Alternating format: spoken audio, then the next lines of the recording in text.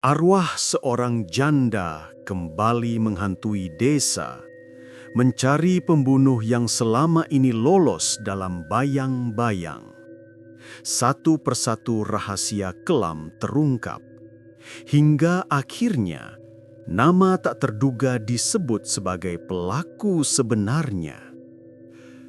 Tapi, jika bukan dia, lalu siapakah yang selama ini bersembunyi di dekat mereka? Desa Karangpoh selalu tenang menjelang senja. Burung-burung kembali ke sarang, suara jangkrik mulai mengambil alih, dan aroma tanah basah menyelimuti jalan setapak yang memanjang ke arah sawah. Tapi sore itu, ketenangan itu pecah menjadi hiruk-pikuk ketika kabar kematian seorang janda, Sarina, menyebar secepat angin.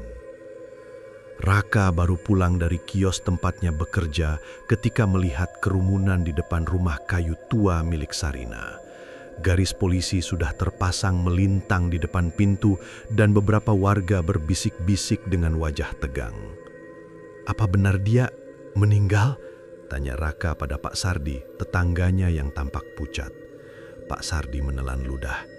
"Iya Kak, katanya jatuh di dapur, kepalanya terbentur, tapi entahlah, kelihatannya aneh." Aneh. Kata itu berputar-putar di kepala Raka.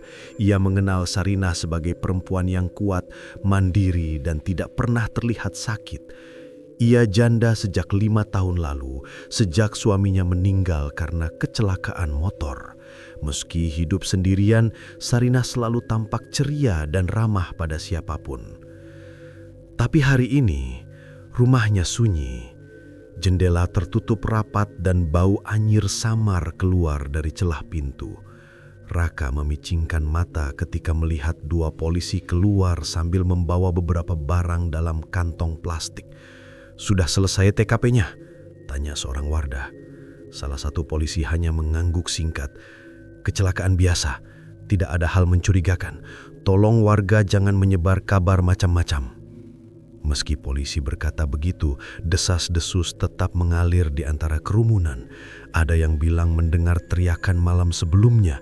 Ada yang melihat seorang lelaki asing mondar-mandir di dekat rumah Sarina. Bahkan ada yang mengaku mendengar suara benda pecah. "Tapi polisi bilang kecelakaan," bisik Raka, meski nada suaranya terdengar ragu. "Polisi bisa salah kah?"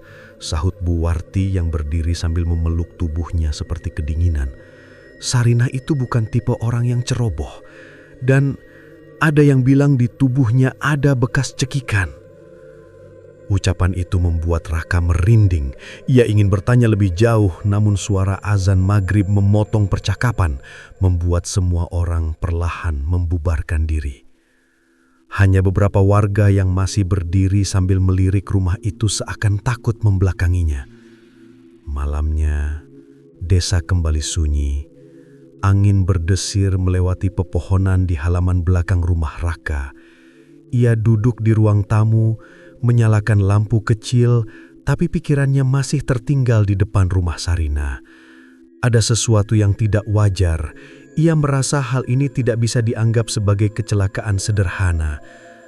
Sekitar pukul 11 malam, Raka belum juga bisa tidur.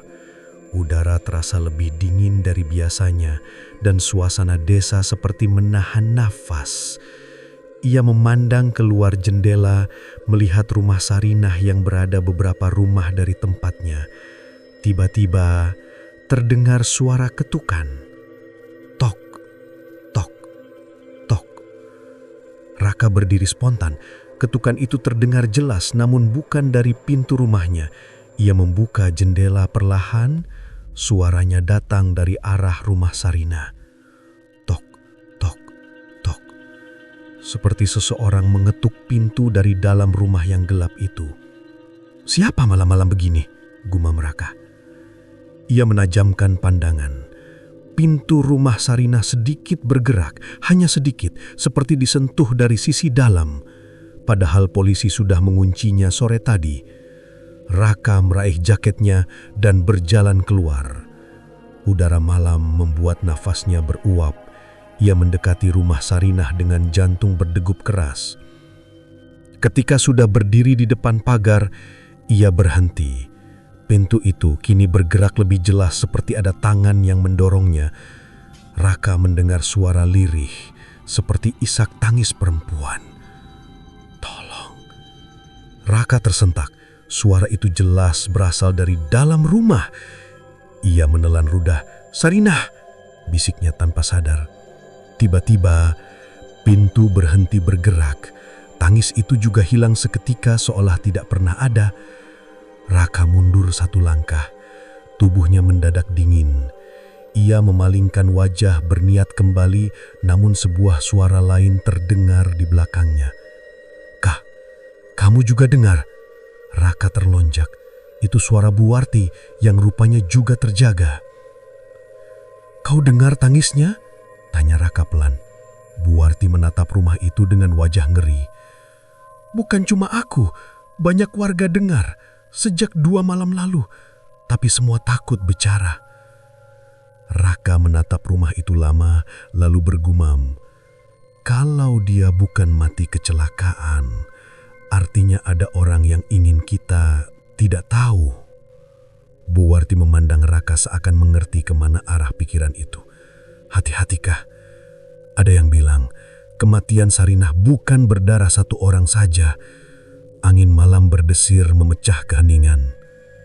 Pintu rumah Sarinah kembali bergerak sedikit, seperti menyapa mereka.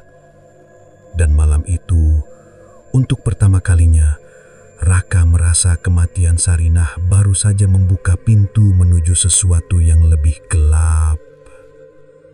Malam setelah suara misterius dari rumah Sarinah itu, suasana desa Karangpoh berubah drastis. Warga yang biasanya mengobrol sampai larut kini memilih menutup pintu lebih awal. Jalanan gelap, hanya diterangi lampu-lampu kuning yang temaram seperti hampir kehabisan tenaga. Raka bangun pagi dengan kepala masih dipenuhi kejadian semalam. Ia merasakan kegelisahan yang sulit dijelaskan, antara takut dan penasaran. Ketika ia keluar rumah, ia menemukan beberapa tetangga sedang berbisik-bisik dengan wajah resah. "Aku dengar lagi suara tangis itu," kata seorang pemuda yang tampak pucat, "tepat jam 2 pagi. Aku juga dengar sesuatu seperti piring jatuh," sahut yang lain. "Tapi siapa yang menjatuhkan? Rumahnya kosong." Raka mendekat dan bertanya, "Ada yang melihat langsung?" Semua saling pandang sebelum seorang wanita tua bersuara pelan, "Aku lihat, Nak, melalui jendela. Seperti ada bayangan perempuan berdiri di dalam rumah. Rambutnya panjang, menutupi wajahnya." Raka merinding. "Ibu yakin itu bukan orang masuk rumah?" Wanita itu menggeleng kuat-kuat, tampak takutan. "Kalau itu manusia, mana mungkin dia bisa bergerak tanpa suara, seperti melayang?" Ucapan itu membuat semua terdiam. Raka menarik napas panjang, kepalanya terasa penuh tanda tanya. Tetapi ia juga sadar bahwa semakin banyak warga yang ketakutan, semakin runyam keadaan desa. Menjelang siang, Raka memutuskan pergi ke rumah Sarinah. Ia tidak berniat masuk, hanya ingin memastikan apakah ada tanda-tanda orang yang datang semalam. Saat ia berdiri di depan pagar, bau lembab yang menusuk hidung menyeruak keluar dari celah-celah kayu tua. Ia memperhatikan daun pintu yang kemarin tampak bergerak. Pagi ini pintu itu tertutup rapat, seperti tidak pernah diganggu.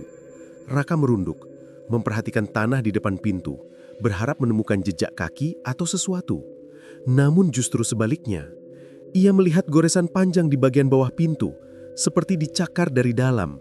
Goresan itu cukup dalam, seolah seseorang atau sesuatu mencoba membuka paksa pintu dengan kuku. Raka menelan ludah. Apa yang terjadi di dalam sana? Saat ia sedang memeriksa, suara seseorang memanggil dari belakang. "Raka!" Raka berbalik dan melihat Pak Sardi dengan wajah tegang. "Kamu ngapain di sini, Kak?" tanya Sardi, nada suaranya lebih seperti teguran. "Aku cuma memastikan, Pak, semalam pintu ini bergerak sendiri, banyak yang dengar suara tangis juga." Pak Sardi menghela napas berat. "Sudahlah, jangan dekat-dekat. Polisi sudah bilang itu kecelakaan." "Tapi apa Bapak benar-benar percaya itu kecelakaan?" tanya Raka. Pak Sardi terdiam, pandangannya gelisah, matanya bergerak ke kanan dan ke kiri sebelum ia menjawab lirih. Yang mati itu bukan orang biasa kah? Sarinah, dia punya masalah yang banyak orang desa pura-pura tidak tahu. Raka mengerutkan dahi. Masalah apa? Pak Sardi tampak ragu-ragu lalu menunduk. Bukan urusanku bicara. Aku cuma mau bilang berhenti cari tahu. Ini bisa bahaya buat kamu. Sebelum Raka bisa bertanya lebih jauh, Pak Sardi pergi cepat-cepat seolah tidak ingin dilihat berbicara terlalu lama. Malamnya desa kembali dikepung kejadian aneh, bahkan lebih parah. Pukul 9 malam beberapa warga berlari ke jalan sambil memekik. Raka yang sedang duduk di beranda langsung bangkit. Ada apa? Teriaknya. Ada rumah Bu Warti, jendelanya diketuk dari luar, jawab salah satu pemuda. Mereka berlarian menuju rumah Bu Warti. Saat Raka tiba, Bu Warti sedang berdiri sambil memegang dada, napasnya tersengal-sengal. Apa ibu baik-baik Haraja? Tanya Raka. Bu Warti menggeleng pelan. Ketukan itu keras sekali. 3 kali. Lalu aku dengar suara perempuan bilang buka pintunya. Raka terdiam. Ucapan itu mengingatkannya pada suara lirih yang ia dengar semalam dari rumah Sarinah. Apa ibu membuka pintu? Tanya Raka. Bu Warti langsung menggeleng cepat-cepat. Tentu tidak. Aku lihat dari lubang pintu dan aku melihat rambut panjang menutupi wajahnya. Dia berdiri diam kah? Tidak bergerak. Wanita? Tanya salah satu warga. Bukan wanita, jawab Bu Warti terbata-bata. Itu Sarinah. Semua orang membisu. Dia datang mencari sesuatu, wajar Bu Warti lagi. Suaranya pecah. Atau seseorang. Ucapan itu menciptakan keheningan panjang yang penuh ketakutan. Arwahnya tidak tenang, kata seorang lelaki paruh bada. Dia mau memberitahu sesuatu atau membalas. Tiba-tiba angin kencang berhembus, membuat jendela rumah Bu Warti berdebum. Para warga saling pandang dengan wajah pucat. Raka memijit pelipisnya, berusaha mencerna semuanya. Suara tangis, pintu bergerak, suara wanita, bayangan di dalam rumah kosong, ketukan di jendela Bu Warti. Semua kejadian itu tidak bisa lagi dianggap kebetulan. Dan semakin lama ia berpikir, semakin jelas satu hal. Arwah Sarinah mencoba berbicara. Tapi berbicara tentang apa? Atau tentang siapa? Raka memandang ke arah rumah Sarinah yang tampak gelap di kejauhan. Entah mengapa, dalam hati kecilnya ia merasa jawaban itu ada di balik pintu yang digores dari dalam tersebut. Dan malam itu, untuk pertama kalinya Raka mulai yakin bahwa kematian Sarinah bukan akhir cerita, melainkan awal dari sesuatu yang jauh lebih menakutkan. Keesokan paginya, matahari seolah enggan bersinar sepenuhnya.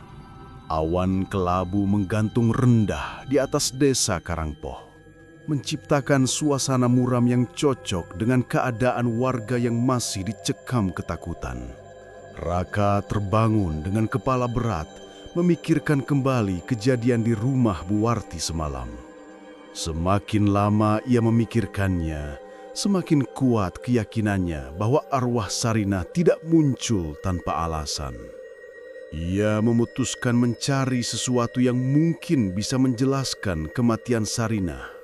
Jika arwah itu benar ingin menyampaikan pesan, pasti ada petunjuk yang tertinggal. Dan tempat paling logis untuk memulai pencarian itu adalah rumah Sarinah sendiri. Siang itu, ketika sebagian besar warga memilih tinggal di rumah, Raka memberanikan diri mendekat ke rumah kayu yang kini tampak lebih menyeramkan daripada biasanya. Papan-papannya berderit pelan setiap kali angin lewat, seperti mengeluh dalam bisikan panjang. Raka memeriksa sekeliling, memastikan tidak ada yang melihat. Ia tahu betul, memasuki rumah yang sudah dipasangi garis polisi adalah tindakan nekat. Tapi ia sudah tidak peduli. Ada sesuatu yang harus ia temukan. Ia menyingkirkan garis polisi perlahan dan mendorong pintu depan. Suara engsel yang berkarat membuat bulu kuduknya berdiri. "Permisi, Sarinah," bisiknya tanpa sadar. "Maaf kalau aku masuk, tapi aku hanya ingin membantu." Angin dingin menyapu ruang tamu gelap itu, seolah menanggapi. Raka melangkah masuk. Rumah itu berantakan, kursi terbalik, vas pecah, dan ada bekas seret di lantai menuju dapur. Bekas yang sebelumnya tidak disebutkan polisi manapun.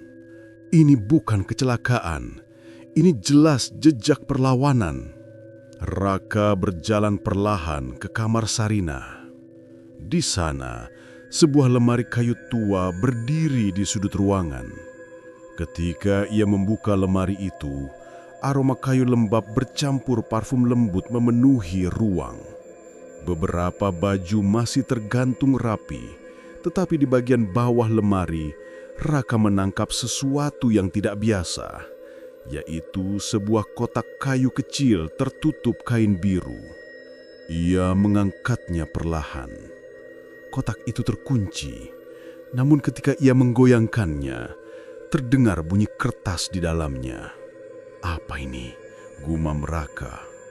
Ia mencari kunci di sekitar dan akhirnya menemukannya tersangkut di balik bingkai foto Sarinah.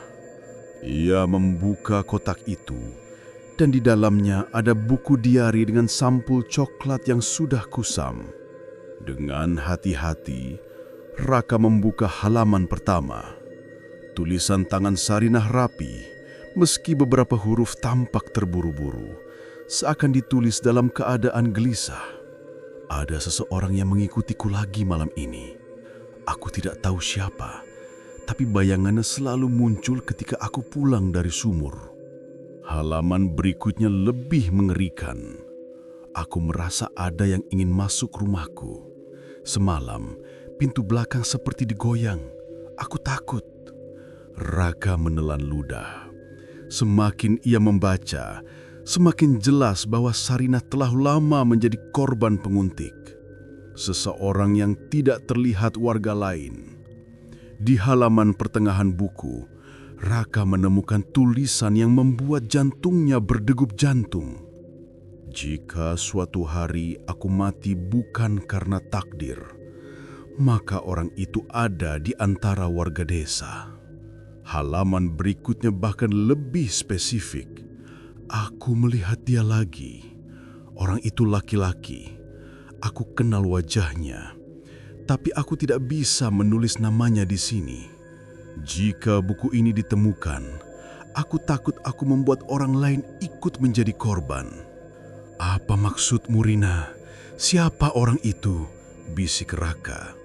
Tiba-tiba, suara langkah terdengar dari ruang tamu. Raka terpaku. Jantungnya berdetak lebih keras. Ia menutup buku diari itu cepat-cepat dan memasukkannya kembali ke kotak. Kotak itu ia sembunyikan di balik baju-baju di lemari. Siapa di sana? Suara pria terdengar dari luar kamar.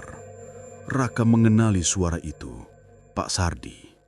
Ia muncul di ambang pintu dengan wajah tegang. Raka, kamu ngapain di sini? Aku cuma mencari tahu apa yang sebenarnya terjadi. Jawab Raka mencoba tenang. Pak Sardi memijat keningnya. Aku sudah bilang kemarin, jangan ikut campur. Tapi Sarinah dibunuh, Pak. Buku diarinya membuktikan itu. Wajah Pak Sardi berubah pucat. Kamu menemukan buku diari itu? Raka menelan ludah. Ia tidak tahu apakah harus mengaku atau tidak. Aku hanya lihat-lihat.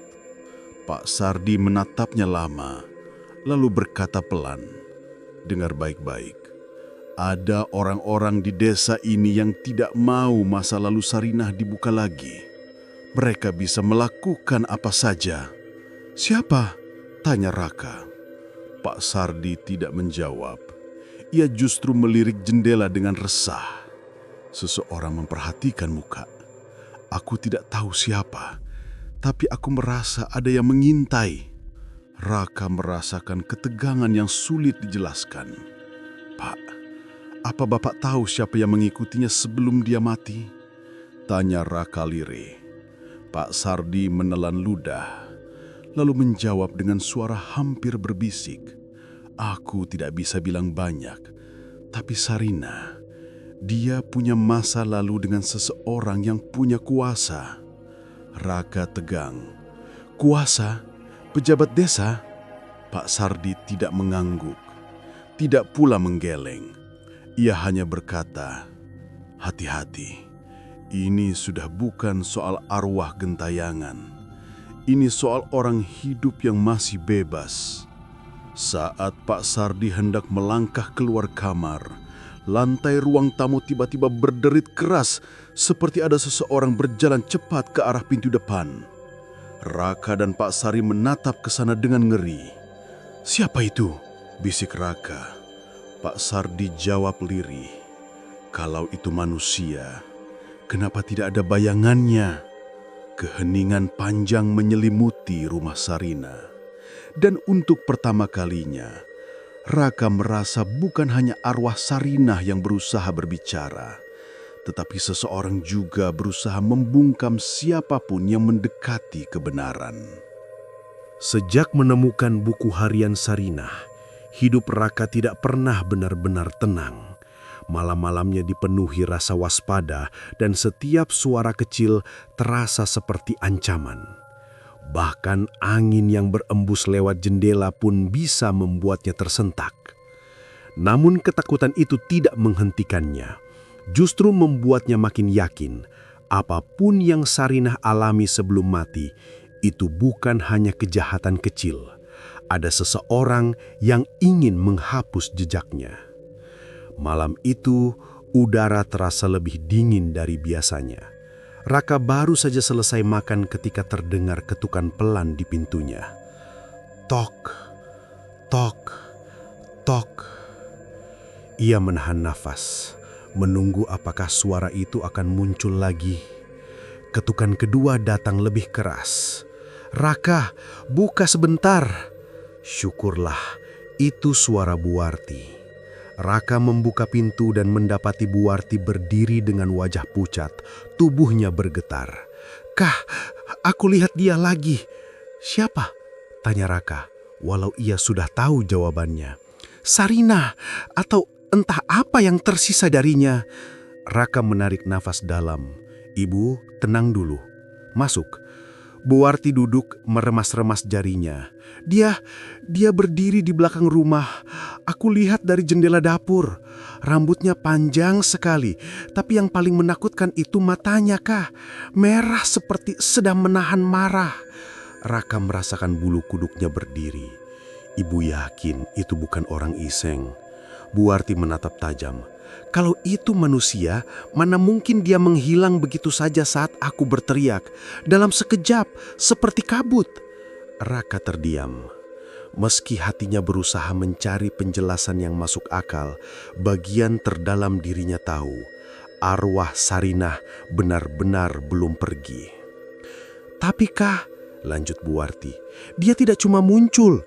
Tadi dia menunjuk ke arah hutan belakang desa." "Hutan?" Raka mengulang dengan nada heran. "Iya, seperti menyuruh aku ke sana." Buarti menggigit bibirnya. "Aku takut, jadi aku datang ke kamu." Raka menatap keluar jendela ke arah gelap di kejauhan. Hutan belakang desa adalah tempat yang jarang dikunjungi warga. Dulu pernah jadi lokasi pencurian kayu dan beberapa kejadian kriminal kecil. Namun beberapa tahun terakhir, tempat itu dibiarkan kosong dan jarang dilewati. Jika arwah Sarinah menunjuk ke sana, pasti ada sesuatu. Setelah menenangkan Buarti dan mengantarnya pulang, Raka memutuskan pergi ke hutan itu. Tidak malam itu juga, tapi besok pagi. Namun sepertinya arwah Sarinah tidak ingin ia menunggu sampai esok. Karena tepat pukul 2 dini hari, suara langkah terdengar dari arah belakang rumah Raka. Tap, tap, tap. Raka langsung terbangun, nafasnya tercekak. Suara langkah itu berhenti tepat di luar jendela. Ia membangkit perlahan, mendekat dan mengintip dari selat tirai. Kosong. Tapi saat ia menunduk, ada bekas kaki di tanah, bekas kaki telanjang, mengarah ke hutan. Dan bekas itu basah, seperti baru saja menginjak air atau darah. "Rina," bisiknya lerih. Tanpa membuang waktu, ia mengambil senter dan keluar rumah. Udara malam menusuk kulitnya. Jejak kaki itu memandu jalannya masuk semakin dalam ke arah pepohonan di belakang desa. Saat sampai di batas hutan, Raka berhenti. Di depannya, Pepohonan rapat menjulang, menciptakan bayang-bayang gelap yang seolah bergerak sendiri. Namun jejak kaki itu tetap terlihat jelas. Ia melangkah masuk. Suara serangga menghilang. Angin pun seolah menahan nafas. Hutan itu mati sunyi, seolah menunggu kedatangannya. Beberapa langkah kemudian, Raka melihat sesuatu. Sebuah kain putih tersangkut di dahan rendah. Ia meraihnya dan terkejut saat melihat noda merah samar di ujungnya. "Kain milik Sarinah," gumamnya. "Aku pernah lihat dia pakai ini." Ia hendak memasukkan kain itu ke dalam saku. Tiba-tiba terdengar suara ranting patah dari arah belakang. Raka menoleh cepat. Gelap. Namun dari balik dua pohon besar, sosok tinggi muncul perlahan. Bukan hantu, manusia. Laki-laki bertudung hitam. "Siapa kau?" tanya Raka dengan suara serak. Sosok itu tidak menjawab. Ia malah melangkah mendekat seperti ingin memastikan Raka tidak bisa lari. "Kenapa kau mengikuti aku?" Raka mencoba lebih tegas. "Apa kau ada hubungannya dengan kematian Sarinah?" Sosok itu berhenti. Dari balik tudungnya terdengar suara berat, pelan namun jelas mengancam. "Berhenti cari masalah kalau kau masih ingin hidup." Raka mundur satu langkah. Jadi memang ada yang disembunyikan. Sosok itu diam. Lalu dalam hitungan detik, ia berlari menyerang. Raka terkejut dan refleks memutar badan, berlari kembali ke arah desa. Ia tidak menoleh, hanya terus berlari sekuat tenaga. Suara langkah laki-laki itu mengejar sangat cepat, membuat Raka semakin panik. Namun ketika ia hampir mencapai batas hutan, suara langkah itu berhenti mendadak. Keheningan. Raka menoleh. Sosok bertudung itu hilang. Hilang seolah ditelan gelap. "Tak masuk akal," desah Raka. Ia kembali ke desa dengan nafas terengah-engah. Saat hampir tiba di rumah, tiba-tiba terdengar suara lirih tepat di belakang telinganya. "Temukan aku." Raka menoleh cepat. Tidak ada siapa-siapa. Tapi rumah Sarinah yang gelap dan kosong tiba-tiba memperlihatkan cahaya tipis dari dalam, seolah ada seseorang atau sesuatu yang berdiri di sana menunggu. Malam itu, untuk pertama kalinya, Raka sadar bahwa terornya bukan hanya dari arwah Sarinah. Ada dua yang mengincarnya. Arwah yang ingin kebenaran dan manusia yang ingin membungkamnya. Hujan turun lebih deras malam itu, seolah langit ingin menenggelamkan seluruh desa. Citra memandang tetesan air yang mengalir di jendela, mencoba meredakan rasa takut yang sejak tadi mencengkeram dadanya. Namun suara ketukan pelan di atap, desir angin yang berputar-putar, dan lampu kamar yang meredup tiba-tiba, semuanya justru membuat keadaan semakin tak nyaman. Ia menatap layar ponselnya yang menunjukkan pesan dari Sari dan Danu. "Sari, Cit, tolong jawab, kamu di rumah?" Danu, "Kalau kamu lihat atau dengar sesuatu lagi, kabari. Kita harus nyari pola kejadiannya."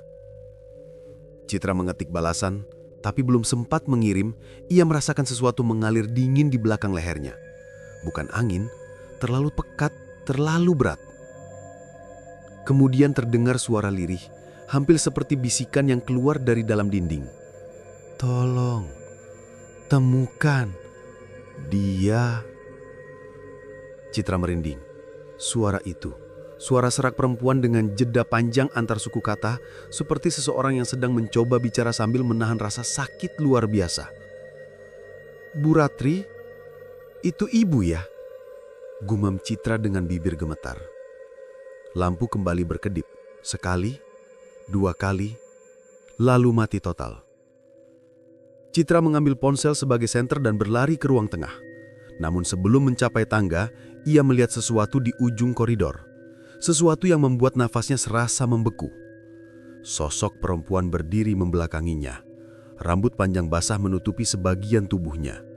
Gaun lusuhnya menempel seperti usai terendam lama di air. Pelan-pelan, sosok itu menoleh. Menampilkan wajah pucat dengan bekas luka melintang seperti digoras benda tajam.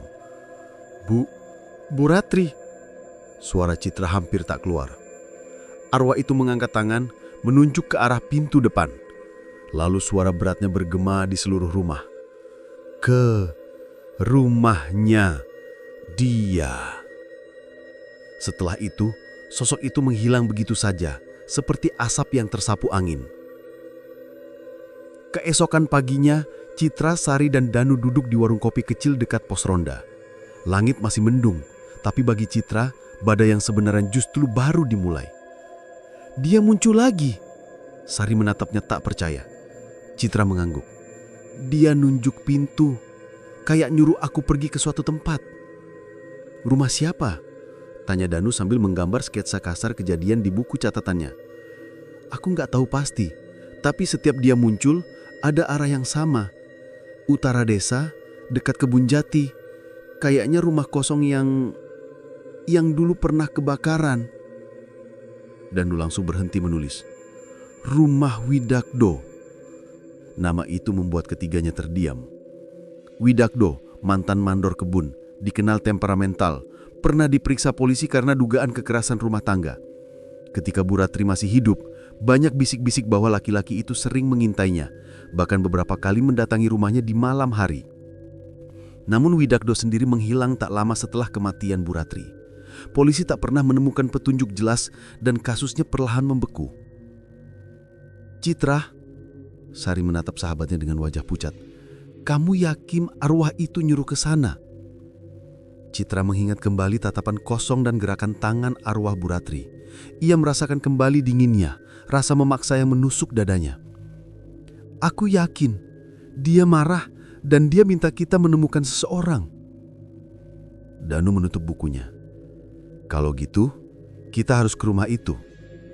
Sari memegang lengan Danu. Kamu gila? Itu rumah lama kebakaran, gelap, dan katanya masih sering ada suara-suara. Kita bisa kenapa-kenapa. Tapi ini satu-satunya petunjuk. Dan aku takut kalau kita nggak ngikutin, dia bakal terus muncul dan makin agresif. Sari terdiam. Ketakutannya besar. Tapi rasa ingin tahu dan empatinya pada arwah Bu Ratri juga tak kalah kuat. Akhirnya ia menarik nafas panjang. Baik, tapi kita pergi siang hari. Aku nggak mau ke sana malam-malam. Danu mengangguk. Setuju. Siang ini kita berangkat. Saat mereka berdiri di depan rumah Widakdo, mereka merasakan hawa tak wajar. Meski matahari terang, udara di sekitar bangunan itu dingin dan sunyi tak wajar. Pintu kayu hangusnya masih terpasang, jendela pecah, dan tanaman liar tumbuh menembus retakan lantai. Rasanya kayak ada yang ngeliatin dari dalam, gumam Sari. Citra merinding. Bukan cuma satu, kayak banyak. Danu mendorong pintu yang setengah lapuk. Ayo, kita masuk pelan-pelan. Begitu mereka melewati ambang pintu, bau apek dan arang basah menyeruak. Dinding menghitam, langit-langit dipenuhi jelaga, dan lantai retak seperti bekas dilanda panas hebat. Namun yang membuat mereka saling pandang adalah sesuatu di tengah ruang utama. Tepat di lantai yang gosong, terdapat lingkaran aneh yang terbentuk dari bekas goresan. Goresan itu terlihat baru, bukan bagian dari bekas kebakaran lama. Ini, apa ini? Bisik Sari sambil memegang mulutnya. Danu berjongkok dan memeriksa lebih dekat. Seperti seseorang menggoreskan sesuatu. Kayak simbol. Tapi, lihat bagian sini. Ia menunjuk. Citra membungkuk dan saat melihatnya, ia merasakan tubuhnya meremang habis-habisan. Di dalam simbol itu, terdapat tulisan yang tampak dibuat tergesa-gesa. Aku masih hidup. Citra mundur dengan nafas tercekak. Ini berarti pembunuh Bu Ratri belum mati. Dan entah siapapun dia tahu ada yang mencari. Angin sore berembus dari arah utara, membawa aroma lembab dari kebun jati yang rapat dan gelap. Matahari mulai turun, meninggalkan cahaya jingga yang menempel di pucuk-pucuk daun. Namun tidak ada kehangatan dari senja itu, hanya perasaan seolah sesuatu sedang mengintai dari balik pepohonan. Citra, Sari, dan Danu berdiri di pinggir jalan tanah, menatap jalan setapak yang membawa mereka lebih jauh ke dalam kebun. Ini ide paling bodoh yang pernah kita sepakati, gumam Sari sambil memeluk kedua lengannya. Kita butuh jawaban, jawab Danu. Dan rumah Widakdo nggak cukup. Kalau benar dia bersembunyi di sekitar sini, kita harus menemukannya. Citra terdiam. Sejak membaca tulisan "Aku masih hidup", pikirannya terus bergolak. Tulisan itu terlalu jelas, terlalu penuh ancaman. Dan entah kenapa, ia merasa arwah Bu Ratri semakin gelisah sejak mereka membaca pesan itu. Seperti menunggu sesuatu terjadi, atau seseorang ditemukan. Setelah berjalan beberapa menit, Danu menunjuk ke arah gubuk tua di sela pepohonan. Bangunannya condong satu sisi, atapnya bolong, dan sebagian dindingnya terbuat dari papan yang mulai rapuh. Gubuk ini dulu tempat mandor simpen alat, ujar Danu, tapi sudah lama ditinggalkan. Kenapa aku ngerasa justru di tempat kayak gini banyak rahasia gelapnya ya, bisik Sari. Citra menelan ludah. Ayo, masuk, cepat saja. Mereka melangkah ke dalam. Ruangan sempit itu dipenuhi bau kayu basah dan debu. Namun hal yang paling mencolok adalah kasur tipis di pojok ruangan. Ada juga cangkir plastik, botol air, dan sisa makanan yang masih baru. Dia beneran di sini, ucap Sari dengan suara tercekak. Danu memeriksa botol air dan merengut. Masih dingin, berarti dia nggak jauh. Citra memutar tubuhnya, merasakan sesuatu yang lain. Udara tiba-tiba menurun drastis, membuat kulit lengannya bergidik. Citra, kamu kenapa? Panggil Sari. Shh, dengar nggak? Citra mengangkat tangan. Mereka terdiam. Di kejauhan terdengar suara ranting patah, diikuti langkah pelan namun berat. Langkah seseorang. Makin dekat, Danu memberi isyarat agar mereka bersembunyi di balik papan yang ambruk. Jantung ketiganya berdetak keras ketika bayangan melintas di luar gubuk. Sosok itu berhenti tepat di depan pintu. Citra bisa melihat sebagian dari tubuhnya di sela papan yang retak. Celana lusuh, sepatu lapuk berlumpur, dan tangan kirinya yang bergetar memegang sesuatu. Pisau karat. Sari menutup mulutnya agar tidak berteriak. Sosok itu membuka pintu perlahan. Citra memejamkan mata, tapi saat itu juga sebuah angin dingin menerpa wajahnya. Suhu ruangan turun drastis, hingga napas mereka terlihat seperti kabut tipis. Lalu terdengar suara itu lagi. Dia di luar. Bisikan serak itu muncul dari balik bahu Citra, meski tidak ada siapapun di sana. Rambutnya berdiri. Sosok Bu Ratri sedang memperingatkan mereka. Sosok laki-laki itu melangkah masuk. Tepat saat kakinya melewati ambang, pintu menghentak keras menutup sendiri. Laki-laki itu terkejut, melompat mundur sambil berteriak kecil. Astaga, dia takut sama sesuatu, bisik Sari.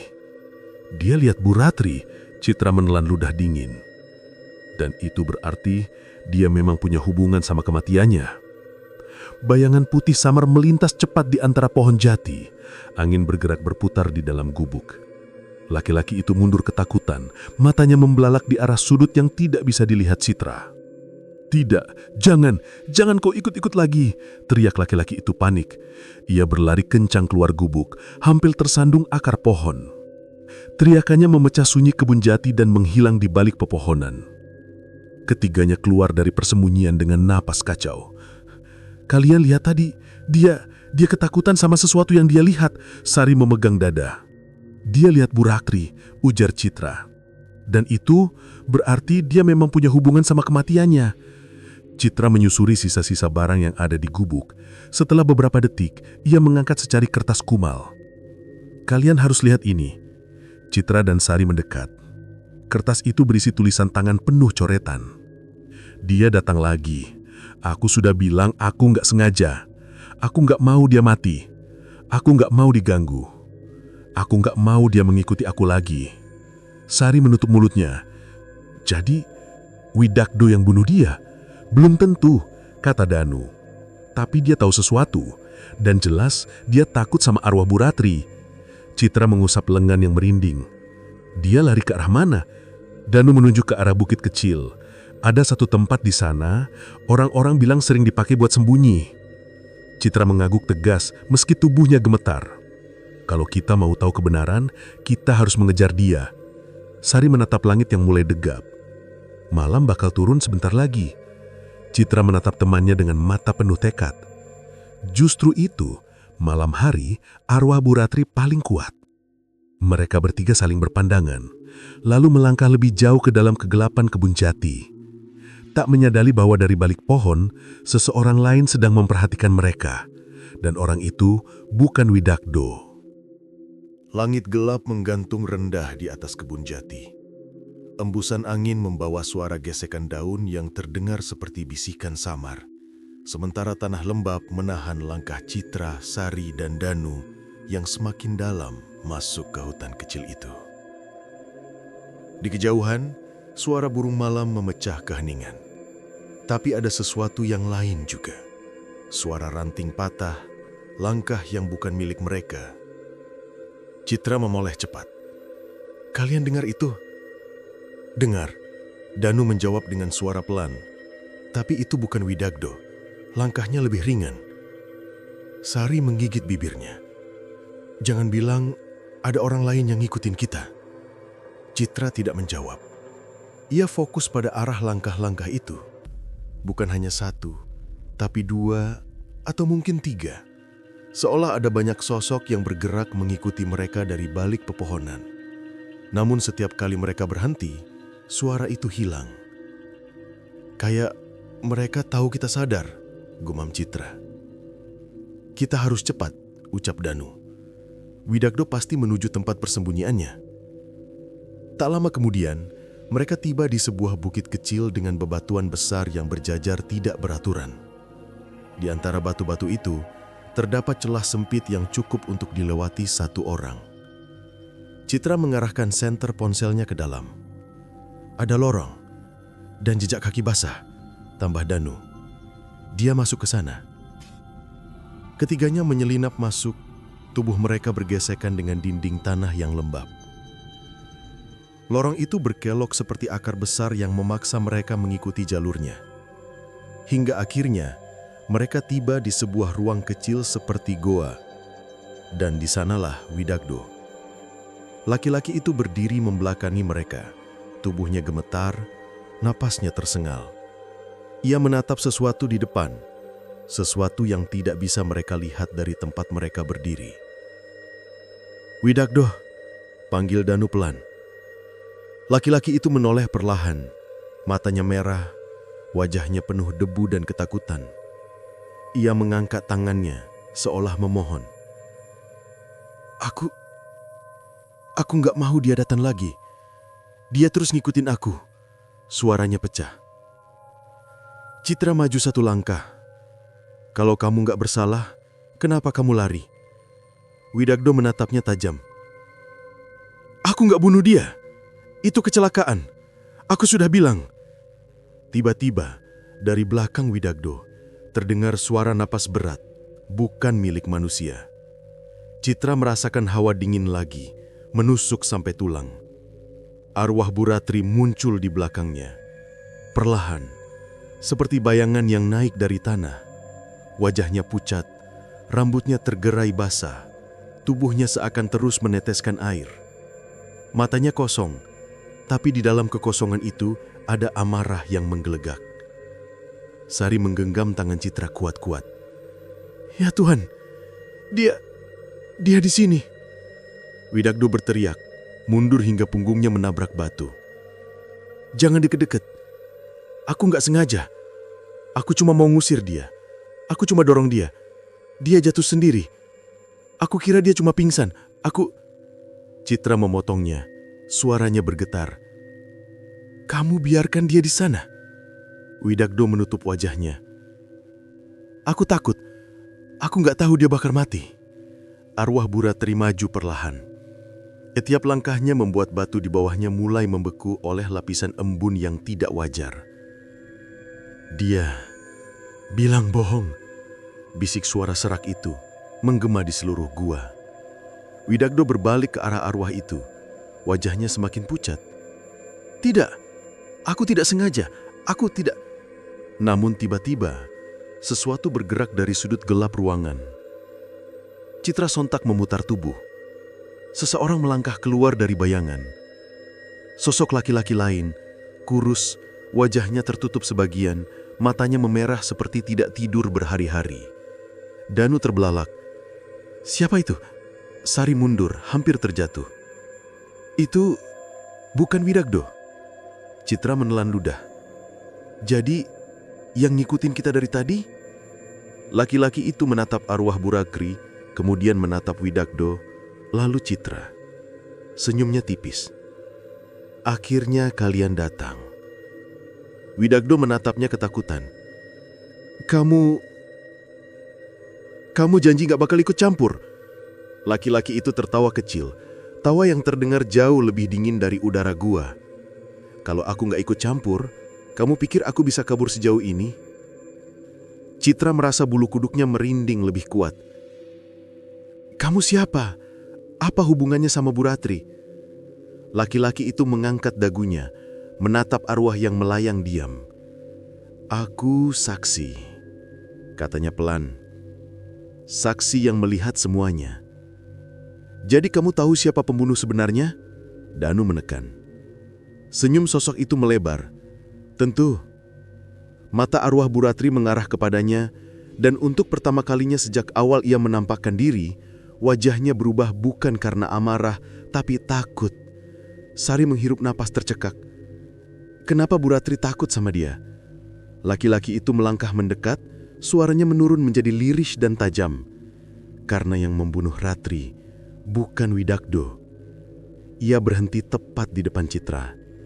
Yang membunuhnya adalah orang yang kalian kira tidak mampu menyakiti siapapun. Citra merasa perutnya mual, jantungnya menolak percaya.